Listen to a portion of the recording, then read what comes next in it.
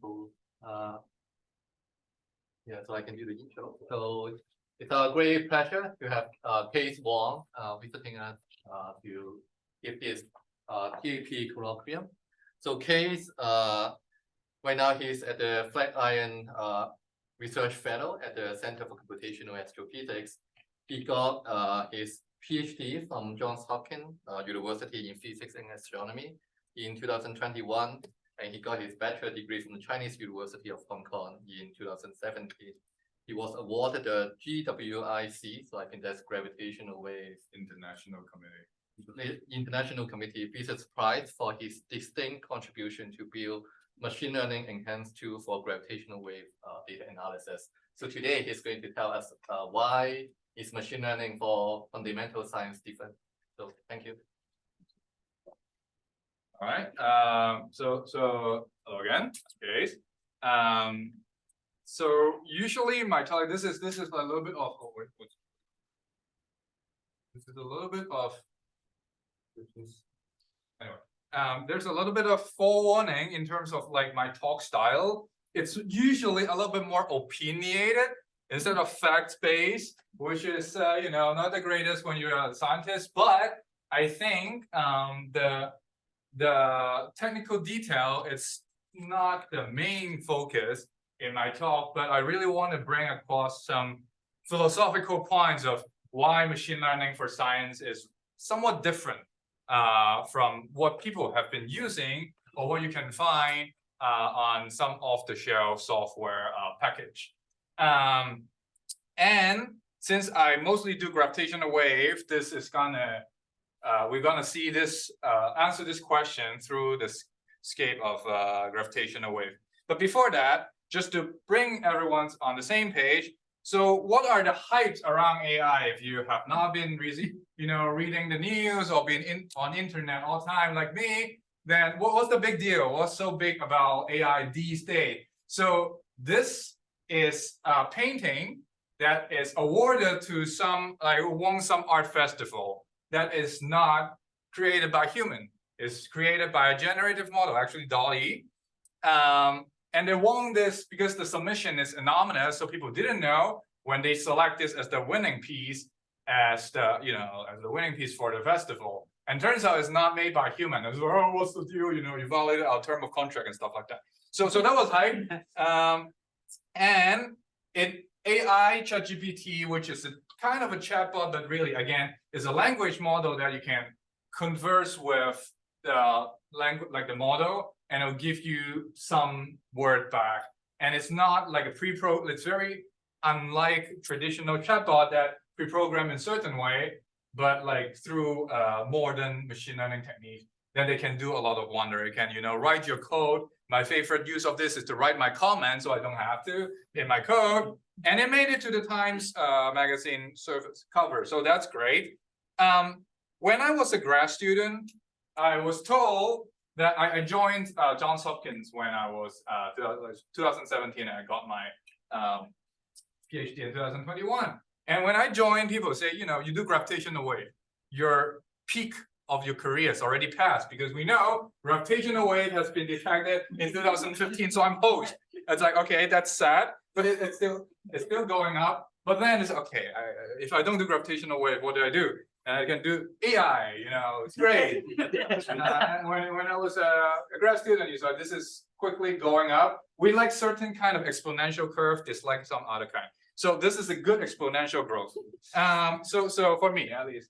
And if you stack them side by side, this is from Google Analytics, you'll find that like a red line is gravitational wave.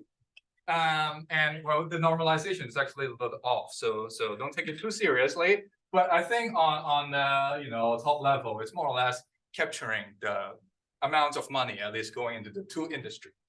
Okay, so it's big thing, and it seems to attract quite a lot of attention, artificial intelligence. So what's the deal? What AI is really about? And fundamentally, I'm not going to go into nitty-gritty detail. I'll be very precise, but fundamentally, it's not very different from this. Oh, by the way, if you wonder where are these figures coming from, my slides are all online on my GitHub, so you can just go there and fetch the slide and has links to everything. So I like my slide to be a certain way in terms of aesthetic. So usually I just put the citation in the code that I generated, which partially is generated by language model. Anyway, so this figure is from a while ago that is called a Hubble diagram. And there was some points that Hubble observed and company. And then he draw a line to say, if I don't draw a line, you see how there's some dots going around and you draw a relation. So there's like fitting a line, linear regression, right? And by today's standard, if I design a data science course or like your fundamental physics lab 101 and you show me this will not give you an 8, right? Because where's the error bar? And also it's not fitting most of the things. So what's the deal? But fundamentally, it's fitting something and bringing this closer to what I do. So this is the first detection of the gravitational wave. On the x-axis, it's the time, and on the y-axis is the strain. So the relative length, change of length in the detector. So we have 2 detectors at a time. The relative change in length of our detector's arm as a function of time.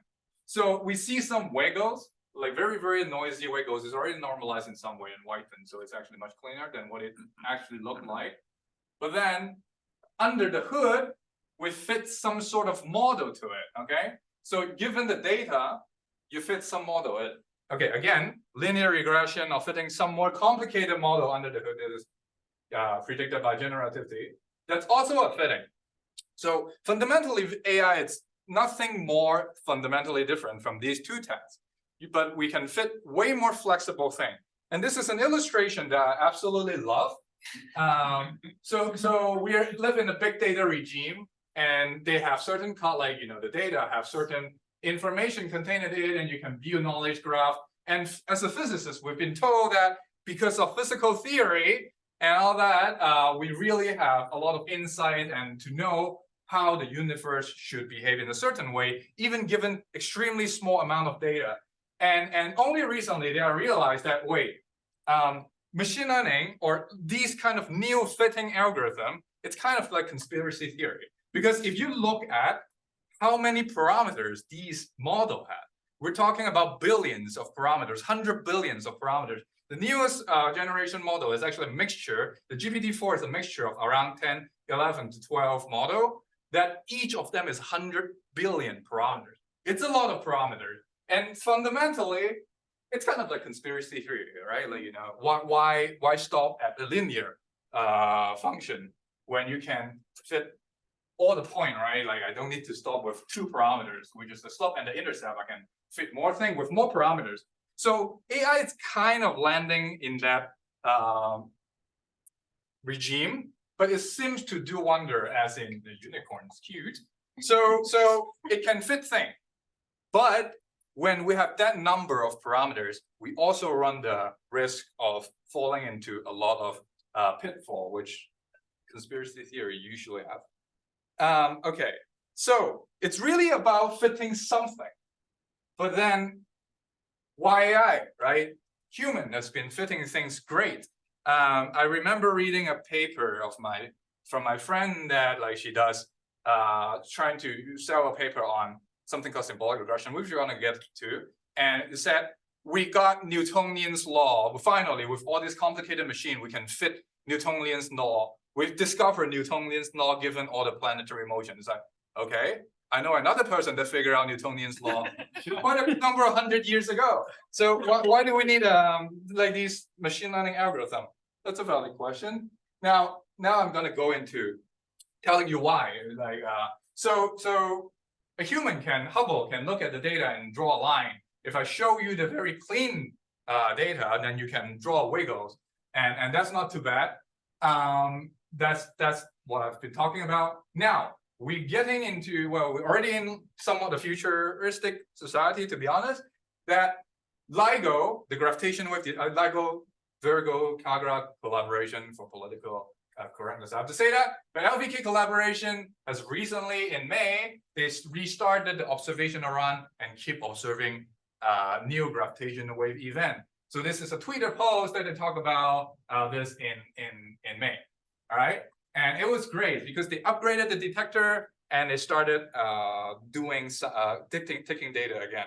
Now this is great news because when I was a grad student, I think it was 2019 that we have, I think it was 03, that at that point when I was a grad student, by the end of my grad school, after 2015, 2016, blah, blah, blah, up to 2021, we have around 100 events. Now this number, 52 here, is the number of significant detection that we have in the latest, only the latest observational run. 04 started in May, so that's like 3 or 4 months. We have 52 events. So in a few months, we already collected half as much detection as we had in 2015, 16, because we upgrade our sensitivity. And our detectors just keep pouring a lot of new detection to us. So that sounds great, right? Because more data is better. Yeah, that's partially true. We'll come back to that and see why this is actually not just a blessing, but also a curse. That's why we need AI. Also, in the further future, we have a brighter future even. So these are planned mission that we call next generation detector of gravitational wave. Einstein telescope, which is a Europe-based ground-based detector, and a Cosmic Explorer, which is a US-based next generation ground-based detector. That's gonna do wonder. It's further upgrade of what we have. Or we can shoot something into space, which is LISA. They're gonna trail behind Earth and detect another class, a whole different window of gravitational wave sources. Okay, and what next generation detector can do is absolutely insane. When I was a grad student and I learned about it, it was like, okay, we have a huge problem. Why? So far, bear with me on this plot. So this plot is so-called like it's an illustration of the detection capability of next generation detector. So A+, this blue line here, like blue circle here, are the detector horizon for what would be the design sensitivity of the current facility. So 04 is not the design sensitivity yet. We're still upgrading to that. So if we upgrade to like the design sensitivity of what we have now, then we will be at this circle. And these NSNS is binary neutron star, BH is binary black hole, and NSBH is neutron star black hole. So these thoughts is some illustrations of, okay, where do we think potential sources are? And these curves are the horizon. If it is within the horizon, we can detect it. So you can see at our design sensitivity, we can do something, we detect like a large chunk of like binary black hole, some number of neutron star, and some number of neutron star black hole. But then if you look at Einstein telescope and Cosmic Explorer, you see the horizon is all the way out to like redshift 100. And that is making a remarkable statement that if we have next generation detector, we'll detect everything of like new binary, almost, okay, forget about these two dots. Almost everything, binary black hole, binary neutron star, everything in the universe that will ever emerge will be captured by this horizon detector. And that's tally up some number to 10 to the 6th event per year. Now that's quite a lot of event. And LISA, which is going to fly in the sky. So this is usually the sensitivity plot that we look at. So on the x-axis is frequency, y-axis is kind of like the characteristic range. So how much your arm length will change by. And this is called the noise curve. This curve, the bucket, is the LISA bucket. Whatever above it, you can detect it. And it will detect a whole plethora of different sources. There are white dwarf, there's this extreme mass ratio in spiral, supermassive black hole binary. It's a great science, okay? The future is so bright in gravitational waves. Now, why do we need AI again? So there is a number of problems that we need to solve. So I'll come back to the number more precisely when I get to that part. But the main problem that you can kind of see now is, so with the more data comes with the analysis cost. And it takes about a year or two after taking the data, making it clean, doing all the analysis to release the catalog paper from the collaboration. So if you do the math, in the past, we have 100 events. That takes people about an hour, a year to process it. Now we are a couple months in, we have 50 events. Now that's bad news, right? Because you need to wait for half a year or a year already, and you're just gonna keep accumulating events. If we don't improve the efficiency of our analysis pipeline, we're gonna have a problem, because sooner or later we're gonna have amounts of data that we just cannot analyze it because of a computational restriction or constraint. And that's a pity, because you spend billions of dollars building this great instrument, get all the data, and you can't analyze it. You can't get your science out of the data. That's bad. Okay, so some people have been trying to deploy machine learning to try to speed this up, enhance the efficiency. And one task that, like this is an illustration, one task that people are trying to do is search. So one problem that people are trying to solve in search is to identify what is not signal. Okay, so none of this is signal, and the plot is showing you so-called the spectrogram. So it's supposed to be like time axis on the x-axis and frequency on the y-axis, and the color is the power. So this is very narrow time, but across a large frequency. There's like a noise that coming in, and there's like repeated noise that come in a broad range of frequency. There's something that's go wild in the detector, and so people are trying to train some machine to quickly identify it and subtract them, so you can clean up your data much faster. So that's one thing that people do.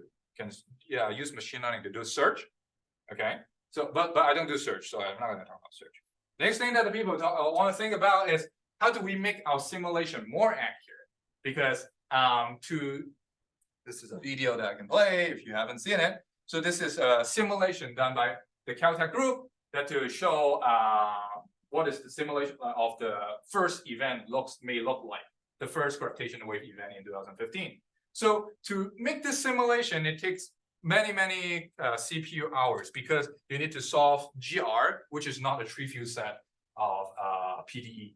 So to speed it up, and it's important because we need to, as we have better and better detector, we're gonna have more exotic event. So being able to simulate and understanding them is also important.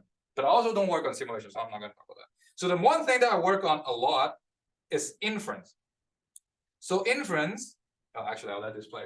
So I work on inference a lot. Inference is the following question.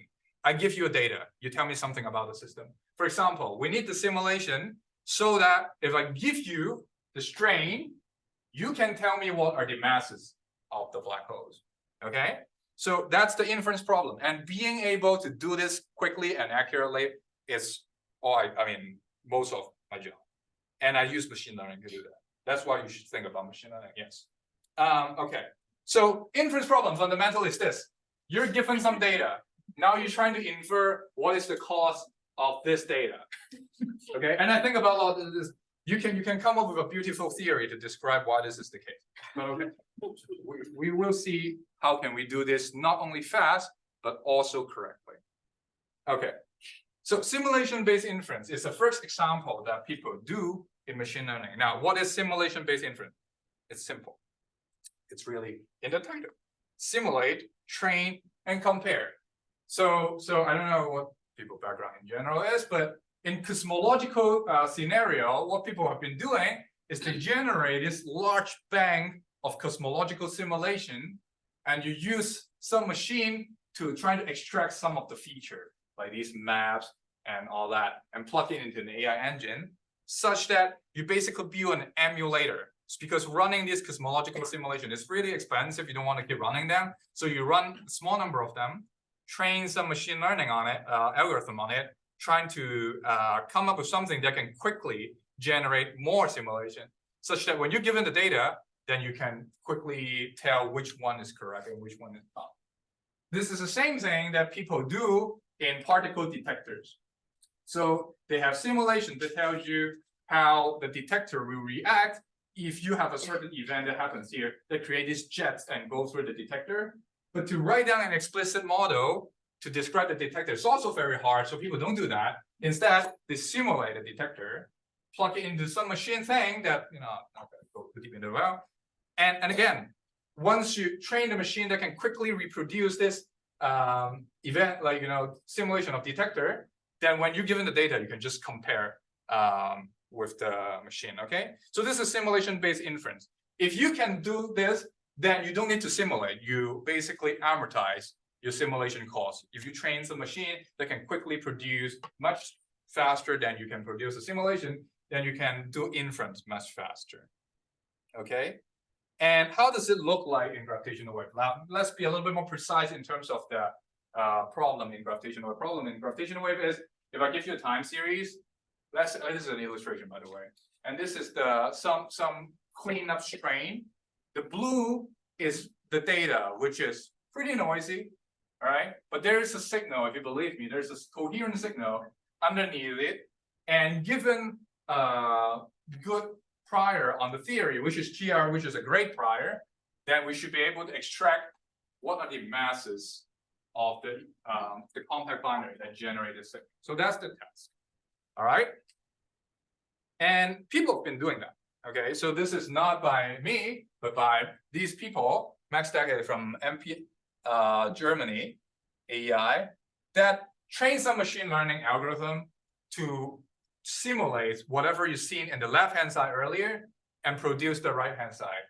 Okay. And these are the posterior that they produce. And there's some network that does that. The noise Ph.D. is described the strain that you have. The strain data, or this describes how the noise fluctuate. And I think the parameters part gives you the science part in the left side. And you just plug it in. And this runs very, very fast. And typically, to solve parameter estimation problem, let's do a poll at a guess. How quickly? So you have seen the data. Can I go up? That's good. Let's do a quick poll. So to solve this problem, simple, right? Like fit sinusoid. Everyone know how to fit a sinusoid. What do people think this will cost? How long do you think this take? Is it who think it's 1 hour? Hands up. 1 CPU hour? 1 CPU hour. No one think on 1 CPU hour. I start with the low side. 1 CPU minute. No 1 CPU minute. Okay, good. 1 CPU hour. No. 100 CPU hour. 1,000 CPU hour. So there's some hands. Million CPU hours. There's one. Okay. There's some million CPU hours. Good. We'll get the answer later. Blue boy you. But I'll tell you, with this machine learning thing, they can do an inference within an hour. GPU hours, not exactly the same. Same thing, similar enough. Okay, so they can do it within an hour. Great. This works, right? Machine learning. They spit out the thing, they check with some MCMC algorithm, and it's largely the same. You see one color here. So what's the problem? Right? Okay, good. So you can do this, you can generalize simulation-based inference onto the next level, which is something that I've done in the past. Is there's a lot of stellar evolution or binary evolution people that have a lot of theory around binary evolution. So this is an illustration of what is a binary evolution code that can predict some gravitational wave merger. So if you see some number of merger, then you can try to guess what happened in their life, when they evolve from main sequence, go through a common envelope overflow and all that, and with this ejected, not ejected, then we'll leave with what I actually care, gravitational wave. Okay, good. Now you see like a catalog of gravitational wave, then you can go back and infer this. So, okay, so people build simulation code to do this simulation, but they cannot do inference because, again, population simulation are kind of expensive. So when I was in grad school, I trained machine to trying to learn the simulation so that I can compare with the catalog and then get something. So on the left-hand side are 2 different simulations, one from Cosmic, one from CMC. This is isolated simulation, so it's just like 2 stars evolving with each other. And CMC is in a cluster environment, so they can interact with like external stuff. And they like different simulation. If you vary some of the internal parameters, it changed their behavior. Okay, if I tune up the common envelope efficiency, Cosmic will slightly change how the primary mass distribute and also how the mass ratio distribute. So if you have 10 or 100 gravitational wave event, they will be distributed differently.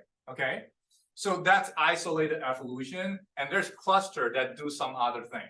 That if you increase the size of the cluster, then it will predict different feature.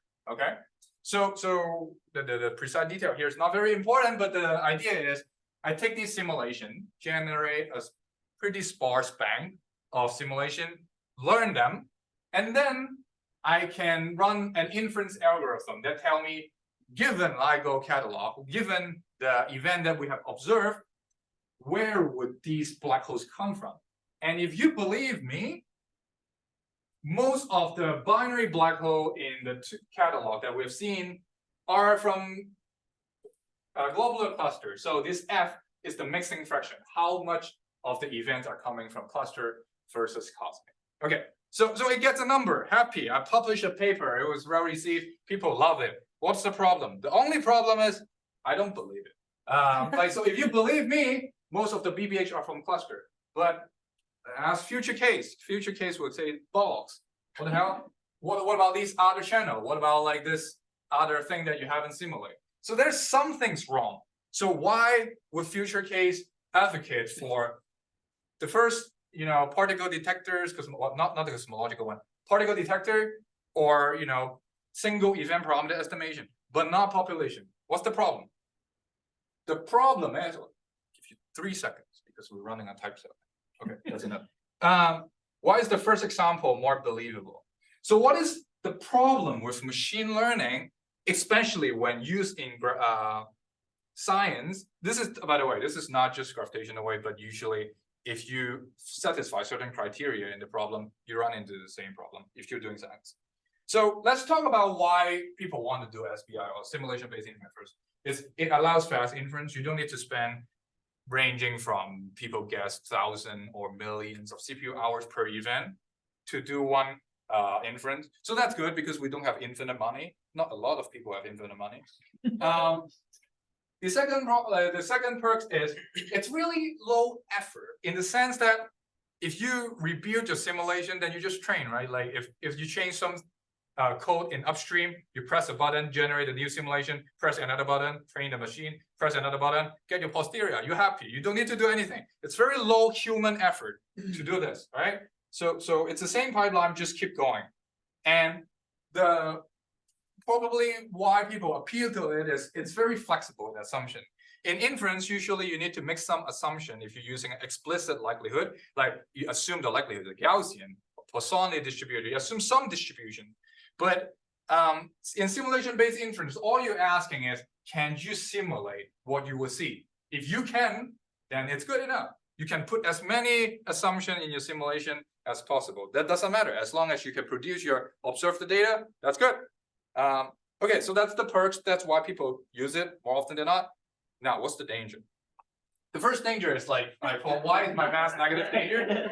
So imagine if I run the inference pipeline and I get the mass of the black holes and I say, wait, like 98% of the mass is ranging from 0.5 solar mass to 1. Just this tiny tail that goes to negative mass. I have two options. One is like, okay, I'm doing something stupid. The other one is that I'm going to go to send a mail to Nobel Prize people, which is going to make it even more stupid. But this illustrates the point of you don't really have control. When you write a simulation, you can say C is a constant. You can say big G is a constant. That has to be a constant. But when you learn in emulators, you usually lose that control because at the end of the day, you encapsulate whatever complex behavior in the simulation into the weights of the network, which you cannot interpret. And that's a problem. And that will lead to behavior that you really need to be very careful and understand what is the network is saying. So that's good. The other thing is, although you don't need to retune it by human, you don't use pressing the same button, but not all of us have access to infinite electricity or GPU. So if you are retraining every time that you look at the data, you change your model a little bit, you retrain, you run it for like millions of GPU hours, then say, this is not what I want, and you change something, you do it again, then you've quickly you run out of money. That's a problem. So are we really winning? Not only in terms of human effort, but also computational effort, which more often than not, like PI will run into the problem. Students usually don't worry about it. That's something. Yeah. So retraining cost is kind of like that. So coming back to this, why the first scenario is better? than the second scenario. If you pay close attention, the first scenario is I have one model, which is GR. I simulate it. Hopefully, I do enough like work to validate that my mass is not negative that you can do. And you train it once and you keep applying it because as we said, we have data keep coming in. So you just apply the same model again and again, and you just keep reaping the benefit. So you can actually win. So when the data change, but your model is fixed, you should use simulation-based inference. There's nothing wrong. You just do a respectable version of that, then you're good. But if you think about the second problem, what we're trying to do is to test the model. The data is the same data. The gravitational wave catalog is the same catalog until we turn on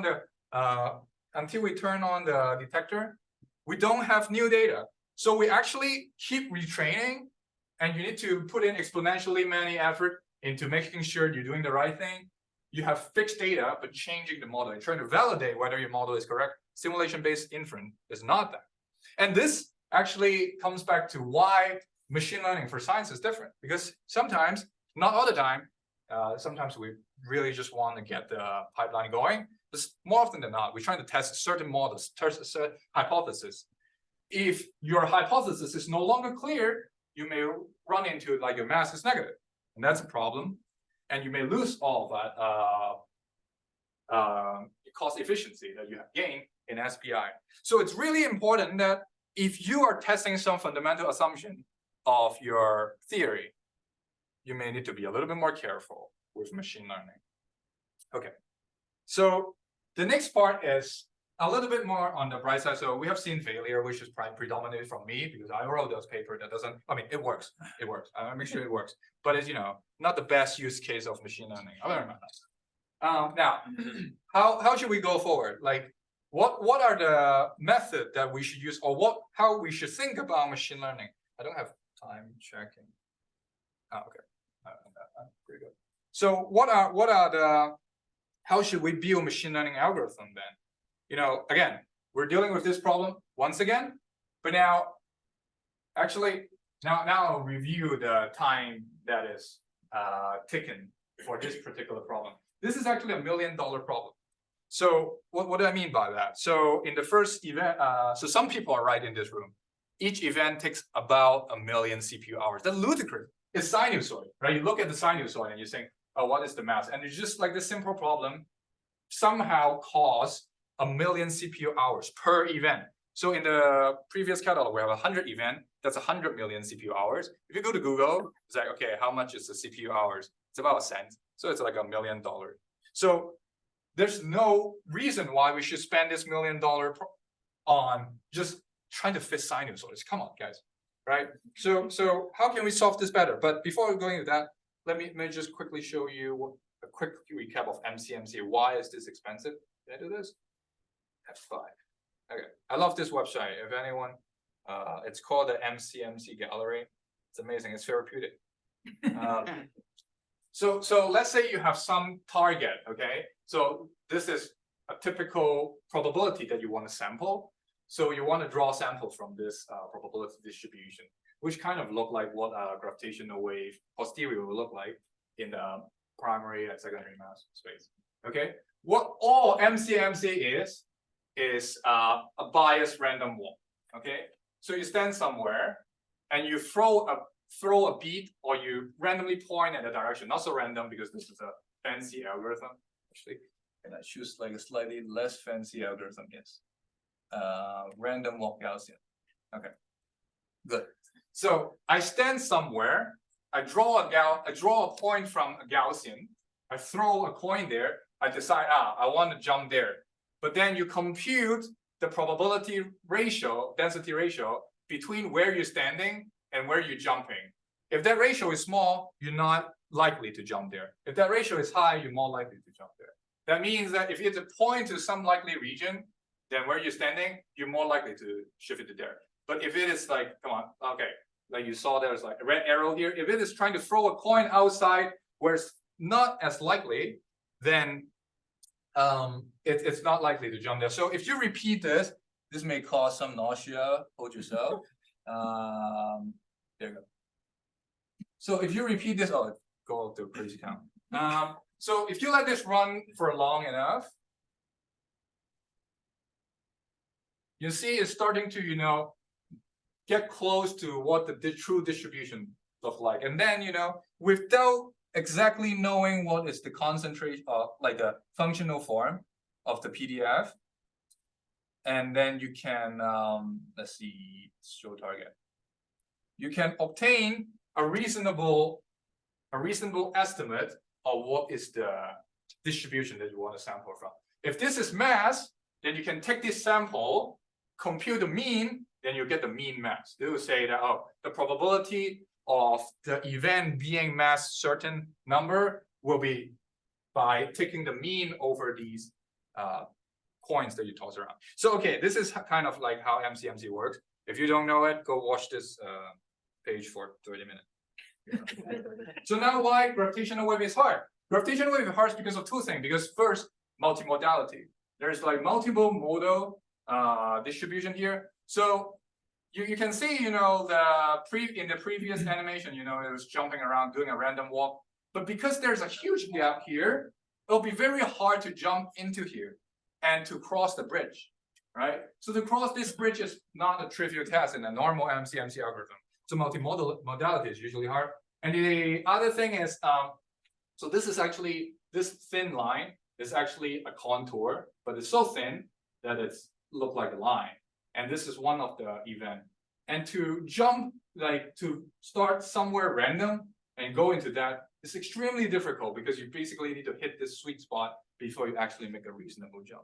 So gravitational wave have these like extreme properties that make it hard. Okay. Now I built something then. So I'm just gonna like flesh it out. We will talk about the principle very soon. But FlowMC is a package that I built a hybrid method. So people have used MCMC to try to do sample, and you have the problem that we've seen. And people have used machine learning, which is the previous part of the talk, and it has certain problems, okay?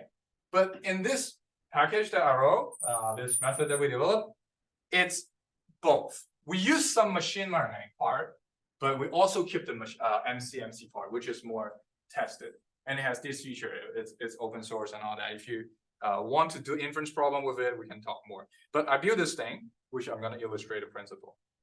So we've seen how normal MCMC works. This is the animation. So you have, let's say I have a bimodal distribution. An MCMC will be like, drawing a Gaussian and you start walking. Come on, walk faster. Keep track of time. Okay, so you see the MCMC will have extremely quite a hard time to jump to the other side because you need to go all the way here, then be lucky to propose into this way and go to the other side. So normally MCMC would not do that very well. Yeah, this is a rough, easy to say. And normalizing flow is basically, think of it as we build a very fancy KDE. What is normalizing? The normalizing flow is a machine learning technique that if you give me some point, I will learn how to draw from this very quickly. Okay, so if you give me more and more point, then suddenly I can approximate. It's an approximation, approximate the underlying density relatively quickly. Okay, so this is a machine learning algorithm. Previously was a traditional algorithm. Now this is a machine learning algorithm. Now if you combine them, so let's say I run a multiple change and they've been running around. I can get into the detail if you're interested, but I'm not going to talk about that here now. It's like if you have an approximate solution generated from the machine learning algorithm, you can use that machine learning solution as a proposal, not as the answer, which is critical. You're only using it as a guess. You're not using it to give you the answer. You use the machine learning algorithm to give you a good proposal to see whether you should jump to the other side or not. And from time to time, the machine learning will screw up a little bit, but then it's okay because the MCMC part will correct that mistake. So we're using traditional method to enforce the rigidity and robustness of the algorithm. So that's great. If you want to know the technical detail, I'm more than happy to write down some math and talk about it. But the idea here, really, it's about if you have a certain good properties in the traditional algorithm that you working with, but it has certain limitation. Maybe we can use machine learning to try to propose a guess to try to overcome the limitation. but only as a guess, not as a solution, because then you can try to correct it with a normal algorithm. Okay, so I'm gonna breeze through this. The other thing that I want to talk about is this. So when people talk about machine learning, usually the algorithm, the learning and all that, but actually to get to the learning part, the industry have put in enormous investment into building infrastructure around AI and all that. And GWIC is one example. I didn't make GWIC. GWIC is made by Google. I'm not working with them. I don't make money. But it has a certain good aspect that make building modern code and high performance code much easier. For example, it support automatic differentiation, which make optimization in high dimension much easier. It support just-in-time compilation. So if you write a Python code, you can compile it and make it work faster. It runs natively on GPU. So if you write this Python code in GWIC, you just, instead of calling NumPy, you call like GWIC NumPy, and suddenly this code will run on GPU. Okay, the only problem is like you need to write your code in GWIC. Okay, but if you're a new student or a postdoc, or you're trying to try something new, you don't necessarily need to go to the algorithm. You can actually use some of the infrastructure to build for AI and use it. So we did that.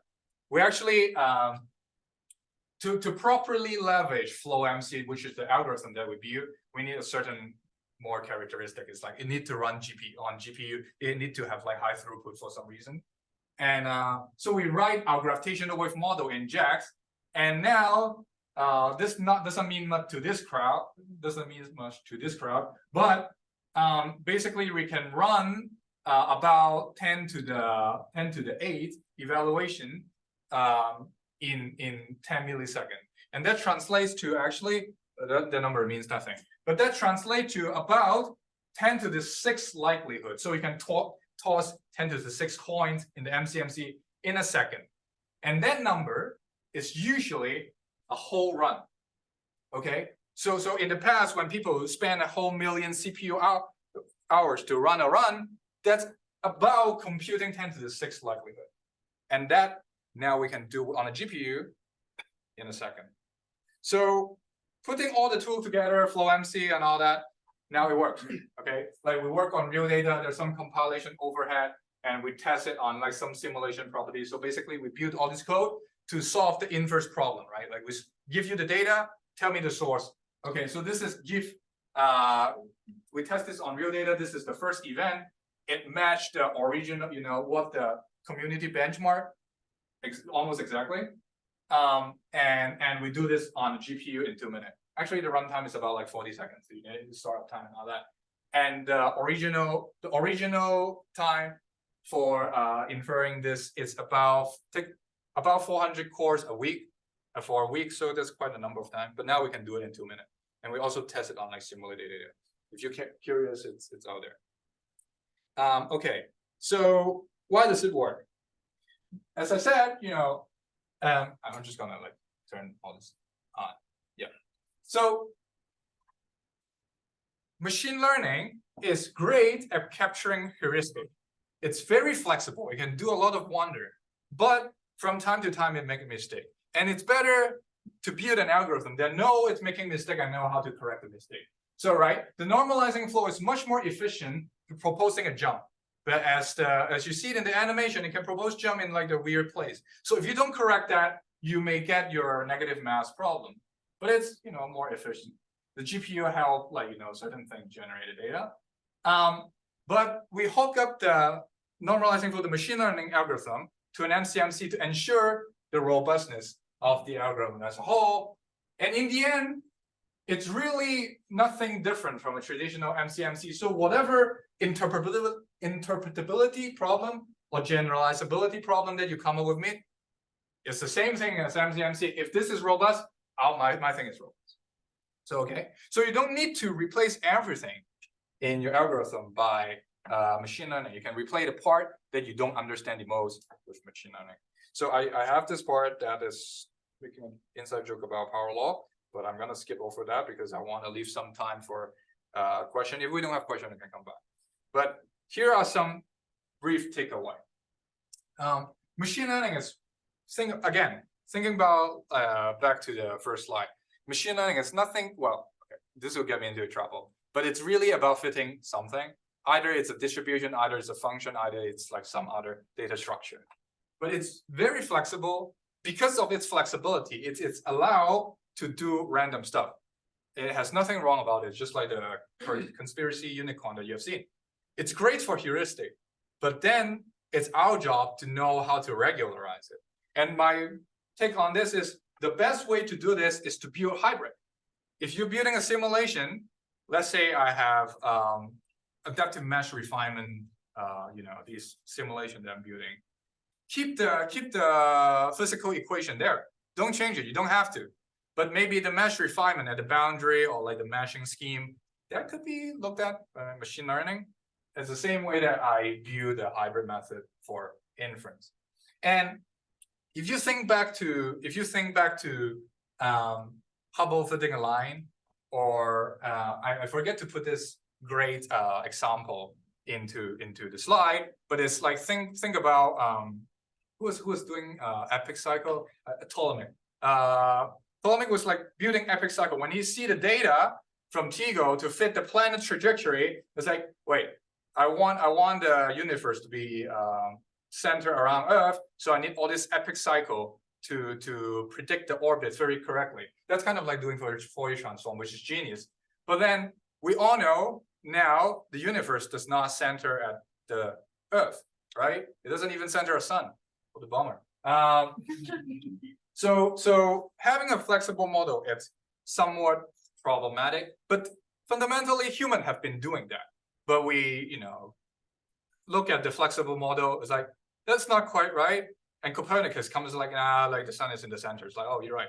Then we move forward. It's the same way that I would treat machine learning. I wouldn't treat machine learning as like some divine intellect. This is correct. But use it as a guess. Use it as a proposal. Then machine learning suddenly become more powerful and robust in our workflow. Okay, I think I should leave some time for question, which is perfect time. So yeah.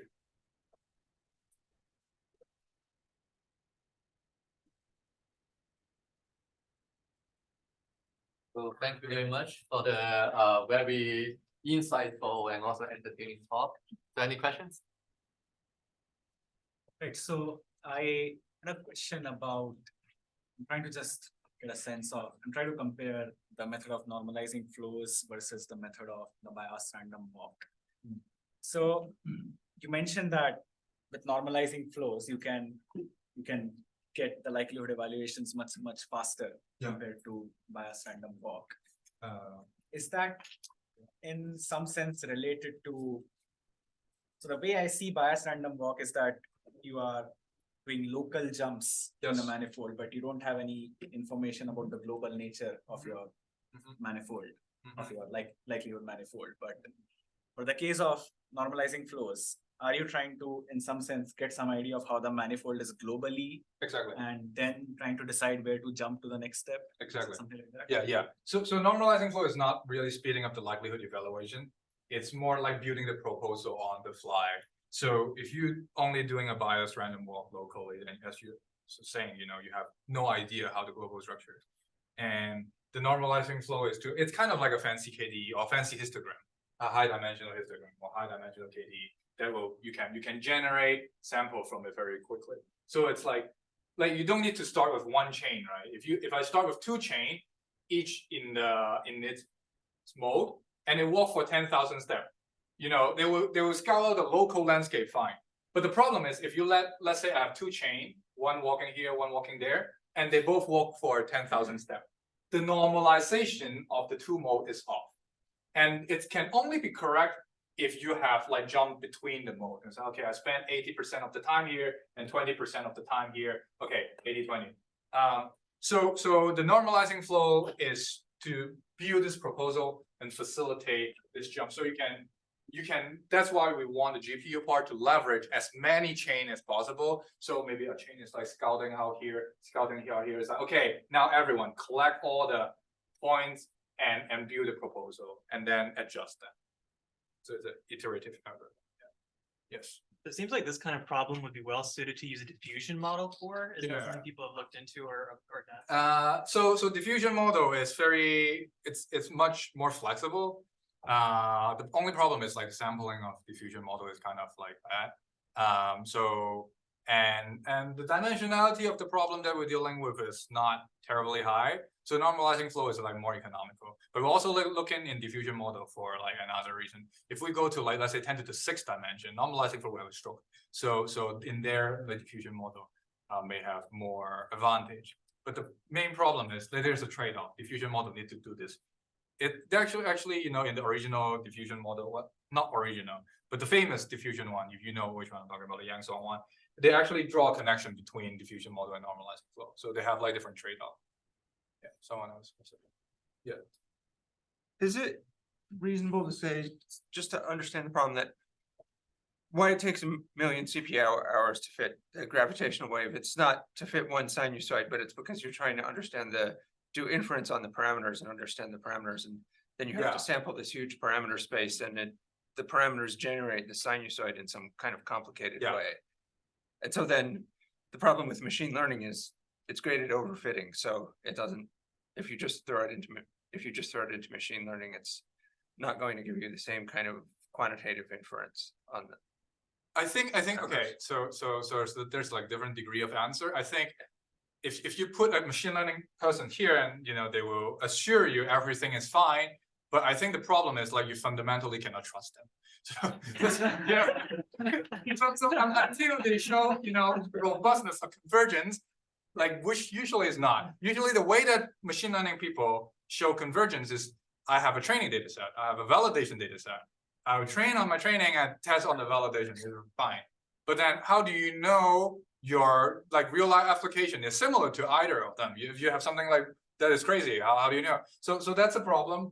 And getting back to like why this is expensive is not, as you said, it's not to generate one particular sinusoid, but this is a projection of like the dimension, like the subspace that we're sampling. It's 15 dimension and literally with all these things. So really, if you start randomly, then you take a long time to scout out what is possible and what's not. That's what takes a lot of time. So I think to me, the reason why I think hybrid model is such an important component is because of the convergence and the robustness. If you cannot check your self-consistency, it's as good as building a conspiracy model. I can say, gravitational wave is, I don't know, like just me ringing a bell at redshift 1. You can't validate. But like if you have more convergence and robustness checks, then we can start talking. Yeah. So we know that this model is based on global nature scales, right? So which essentially means that we'll have like lots of data and like a very big sample. You made a test run that did like 10 power 6 likelihoods in a second. Could you tell me like what test parameters or like what test bed you had? Because you can't do that with a normal GPU, right? So what GPU is it? What do you mean? Say again. Oh, so this is, you mean okay? There's two questions there. Yeah. So you're saying this 10 to the 6. This is not this is not saying that the network is evaluating 10 to the 6 time. Like this is like we build a gravitational wave model that can be evaluated on a GPU 10 to 6 times. So this is not a neural network. This is just evaluating the sinusoid 10 to the 6 time. Not exactly the sinusoid, it chirps as well. The other question is like we assume a lot of data. Actually, this method does not start does not need pre-training. So FlowMC, in the end, it's an MC-MC algorithm. So you start the same way as an MC-MC, which is drawing from the prior. So you don't actually need to pre-train this. This is just MC-MC. Okay. Like a fancy MC-MC, still MC-MC. Is there any question online? Yeah. Any question online? My slide is online, so if you go GitHub Kaze Wong, I think it's a little bit wacky. It's called my unhinged presentation or something like that. Let's see. I live on GitHub, basically. So I think if you go to this and go to the GitHub page, I'll put it there relatively soon. I think I put it on Twitter or something like that at some point. The link, but I think I made a GitHub page for this, and you just follow like all the slides. The reason why I want to do this is because now like this is in HTML and JavaScript, and language model know how to write JavaScript. So I just like, okay, I want this. And then it will complete my slide. So I write some of this. Some of them is language model. Anyway, that's sidetracking. You can find my slide on my GitHub. Yeah. Any other question? Yes. Oh, I'll something real quick. So I have no GR background. What are some of the parameters you're fitting with this model? So fundamentally, if you look at a binary system like convex, so like let's say binary black hole, then it's like the two mass and spin. Each of them is 3 dimensions. So intrinsic parameters, you have 8 parameters, and it's like where in the sky. So 2 more, and how they are oriented with data. So 2 more. So that's like 4 sky parameters, 8 intrinsic parameters, which is the mass and the spin. So 12, and then you have the time of the collision. So when does it happen? When they happen, how is it orient comparing to the phase? And I'm missing one. Was it the distance? How far it is? So it's 15 parameters. So what about eccentricity of the orbit? Usually these things like circular. In LIGO is already like very circularized. You can push eccentricity, but a waveform for eccentricity thing is kind of suck. So do that. So I have a more generic question. You talked about neural networks, and you mentioned that in simulation-based inference, it can actually get costly to retrain your network every time. And I assume that's due to like there can be many weights, and then like finding out the correct weights every time again and again can be a complicated process. Yeah. So I was wondering if there are any smart ways to like determine the weights of a neural network. I'm only aware of methods like gradient descent or backpropagation. I'm wondering if there are any smart sampling methods that can be used to determine the weights of a neural network.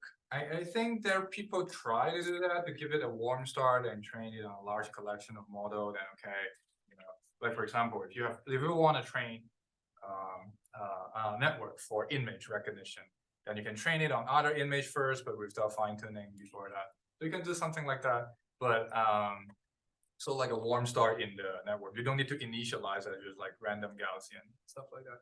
So you can do that. But I think when you hit the retraining wall, it's usually not cheatable. In the sense that if you change the simulation, you can kind of perturb the system, but you cannot get away with zero. You can do something, but it's usually not negligible. So right, like the universe won't let you cheat to a degree. That if you have like more complexity in your simulation, you have to retrain to a degree. It could be similar, it could be high, but then you need to engineer like how much you want to put that in. So it's a rule of thumb, but like I have a feeling that it's usually you can do something and make it fast, but at some point you're gonna run into the same problem. It's just a matter of scale. If you put 2 more parameters in, you're still not gonna get away with the retraining cost. I don't know whether that's a good answer, but yeah, that's a feeling that you can't really get away with most of the thing. Yeah. This is kind of specific, but you had a plot that you showed very briefly that was like showing a like confidence level. And I wonder if you've seen that for like a classification problem. So I was wondering how you were using that. Which one? Is that this one? Yes, this one. Yeah. What's the question precisely? Oh, I guess like How to now that I reach can what? see the labels, the question is, so do you get a probability that something is the correct answer? Yeah, I can explain this. So this is a simulated population.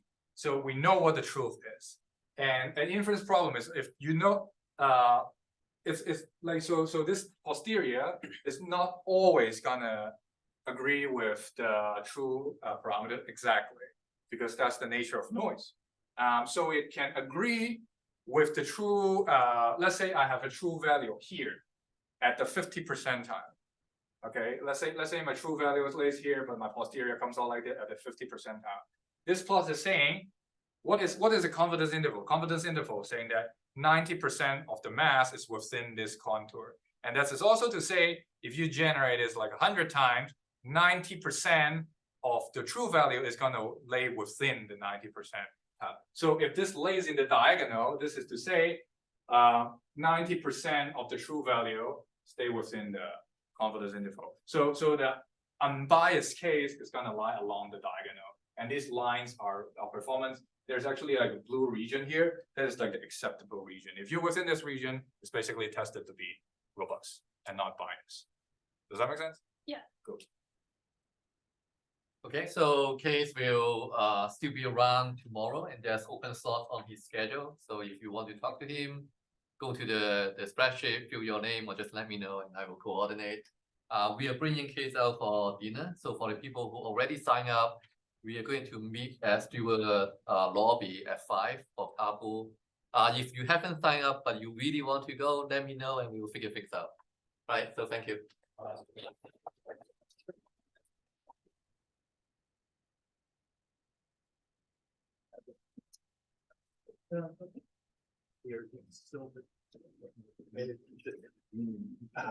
It's okay, we didn't have any meetings. Was it? Actually, class didn't end up being too bad. Kind of a relatively calm shower, so. Maybe I should. What's up, Hugo? It's nice to get out now. Yeah, that's exactly.